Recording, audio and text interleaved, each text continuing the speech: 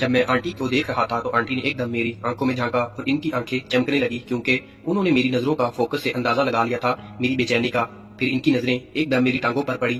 میں نے یہ محسوس کیا تو فوراً ہی میرے چھوٹو صاحب نے انہیں سلامی پیش کی، جسے آنٹی نے واضح طور پر محسوس کیا اور مسکرا دیا اور بولی، بیٹا کھڑے کھڑے تھک جاؤ گے، بیٹھ جاؤ۔ میں گولیاں منہ میں ڈالی اور پانی سے نگل لی۔ میں لاہور اسٹیشن پر پہنچا تو معلوم ہوا سیٹ نہیں ہے۔ مجھے سکھر جانا تھا، علامہ اقبال ایکسپریس آ چکی تھی۔ کلی زیادہ میں سیٹ دے رہا تھا مگر میں چاہ رہا تھا پورے کرائے میں جاؤں۔ خیر میں نے ٹکٹ خریدا اور ٹرین میں سوار ہو گیا۔ ایک ڈبے میں بیٹھنے کی جگہ ملی تو اطمینان ہوا، مگر یہ اطمینان زیادہ دیر نہ رہ سکا۔ اکاڑا سے ایک فیملی سوار ہوئی، جن سیٹوں پر ہم بیٹھے تھے وہ اکاڑا سے بک ہوئی تھی، سو ہمیں کھڑا ہونا پڑا۔ اب پوزیشن یہ تھی کہ علامہ اقبال کی اکانومی کلاس اور رش ایسا کہ ناچار راہداری میں کھڑا ہونا پڑے، جس سے بار بار گرنے والے بھی دھکے دیتے ہوئے گزرتے ہیں، اور اوپر سے ٹرین کی سپیڈ بھی خوب ہچکولے دیتی۔ خانے وال پہنچے تو حالت مسلسل کھڑے رہنے سے پتلی ہو چکی تھی۔ میں اترا اور کنڈکٹر گارڈ کے پاس گیا اور سیٹ کا پوچھا تو اس نے اپنے بڑے سے تھوبڑے کو دائیں سے بائیں ہر کام عملیات اور جنات کے ذریعے ایک رات کے عمل سے 100% گارنٹی سے کروائیں۔ وہ بہن بھائی جو طرح طرح کے عاملوں سے تنگ آ چکے ہیں، ان کو میرا خاص پیغام، ایک بار کا رابطہ آپ کی خوشیوں کا بہانہ بن سکتا ہے۔ کوئی کام بغیر ہدیہ نہیں ہوتا۔ جنات کو اپنے بس میں کر کے اب تک لاکھوں لوگوں کو فائدہ دے چکے ہیں۔ اگر آپ بھی کسی پریشانی میں مبتلا ہے، مثلا محبت میں ناکامی، کاروباری بندش، جناتوں سے پسند کی شادی، طلاق کا مسئلہ، گھریلو جھگڑا، اب دنیا کا کوئی کام ناممکن نہیں، صرف ایک بار رابطہ۔ آپ کے سامنے میری بات سن کر وہ کھل اٹھی۔ گرمی میرے دماغ کو چڑھنے لگی تھی۔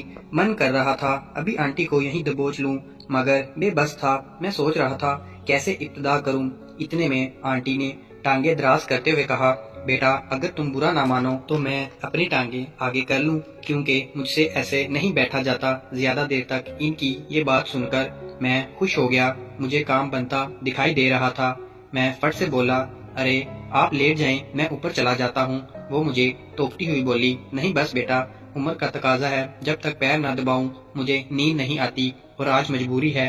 میں بولا، تو کیا ہوا، میں ہوں نا، لائیں میں دباتا ہوں۔ میں دل میں بہت ہی خوش ہو رہا تھا کہ چلو اسی بہانے آنٹی کا لمس تو ملے گا۔ ادھر سے گھوڑا اب مکمل کھڑا ہو چکا تھا۔ آنٹی نے چند لمحے کچھ سوچا اور پھر اپنی ٹانگیں اٹھا کر میری گود میں رکھ دی۔ ان کے پاؤں کی ایڑی عین میری گود کی نوک پر لگی تو آنٹی کو بھی نزاکت کا احساس ہوا۔ ان کی گداز ایڑی کا لگنا تھا کہ آنٹی بولی، بیٹا یہ چبھ کیا رہا ہے میرے پاؤں کو۔ ان کی بات سن کر میرے گھوڑے نے فوراً ہی سلامی پیش کی۔ میں گھبرا کر بولا، وہ آنٹی کچھ نہیں، بس اصل میں سردی کی وجہ سے جسم درد کر رہا ہے۔ وہ مانی خیز انداز میں میری ٹانگیں کے درمیان گھورتے ہوئے بولی، مجھے لگتا ہے تمہیں دبانا پڑے گا۔ میں جلدی سے بولا، نہیں ایسی کوئی بات نہیں ہے، میں آپ کی ٹانگیں دبا رہا ہوں نا۔ وہ اپنی ٹانگیں سمیٹتے ہوئے بولی، تم گھبرا کیوں رہے ہو بیٹا، دیکھو تم بھی مسافر ہو اور ہم بھی، اگر ہم ایک دوسرے کی مدد نہیں کریں گے تو سفر کیسے کٹے گا۔ تم نے نام نہیں بتایا اپنا اور کیا کرتے ہو یہ بھی، تم ایزی ہو جاؤ، ایسا کرو اپنی شوز اتار کر ٹانگیں اوپر کر لو۔ بلینکٹ میں نے تو خواب میں بھی نہیں سوچا تھا کہ یوں ٹرین میں بھی کسی کے ساتھ تنہائی میں وقت گزاروں گا، بلکہ وہ بھی میڈم زیبا کی فرسٹ کاپی کے ساتھ۔ میں جھکا اور اپنے شوز اتارتے ہوئے بولا۔ آنٹی کے من کی بات زبان تک پہنچ چکی تھی، لہجے میں خمار آ چکا تھا۔ میرا نام شاہ میر بلوچ ہے، مجھے سب میر کہتے ہیں۔ میں سکھر میں رہتا ہوں اور اورپز دودھ بنانے والی کمپنی میں کام کرتا ہوں۔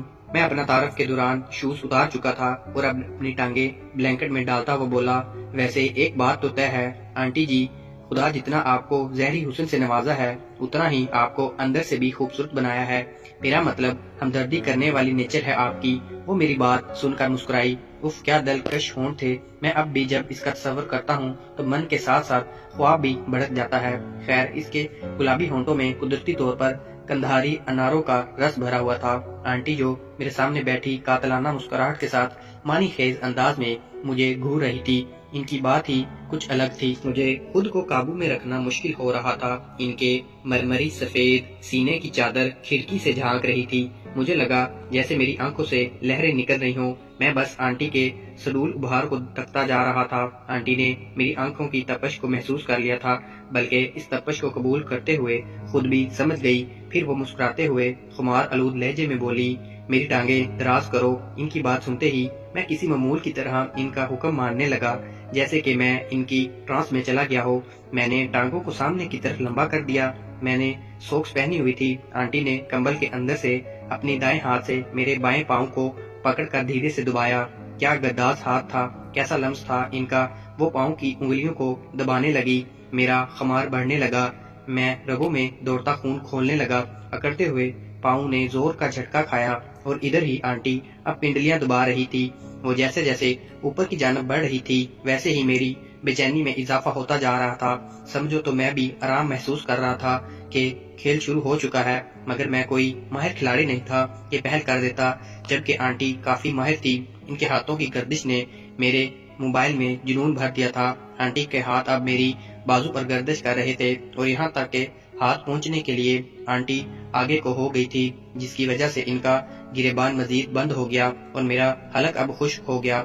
आंटी के हाथों ने मेरे अकड़े जिस्म को छुआ तो मैं मजीद बर्दाश्त नहीं कर पाया। मैं आगे बढ़ा और आंटी को हाथ से पकड़कर अपनी जानब खींच लिया। फट से इनके हाथों पर अपने हाथ जोड़ दिए और बिना रुके इनके बाजू दबाने लगा। आंटी ने मेरी बेचैनी को देखा तो मेरे सर पर हाथ फेरते हुए मेरा साथ देने लगी। इनके घर का बना खाना ऐसा लजीज और मीठा था कि बयान से बाहर है। वो भी मुझे प्यार से चूमने लगी। कुछ देर बाद मैंने कहा, मैं थक चुका हूँ, आप बुरा ना मानो तो मैं कुछ देर सो जाऊँ। और उसके बाद मेरी स्टेशन पर जाकर आंख खुली। आंटी भी जा चुकी थी। स्टोरी अच्छी लगी हो तो चैनल को लाइक और सब्सक्राइब कर दें, साथ ही बेल आइकन को प्रेस कर दें ताकि आने वाली न्यू वीडियोस का नोटिफिकेशन आपको मिल सके।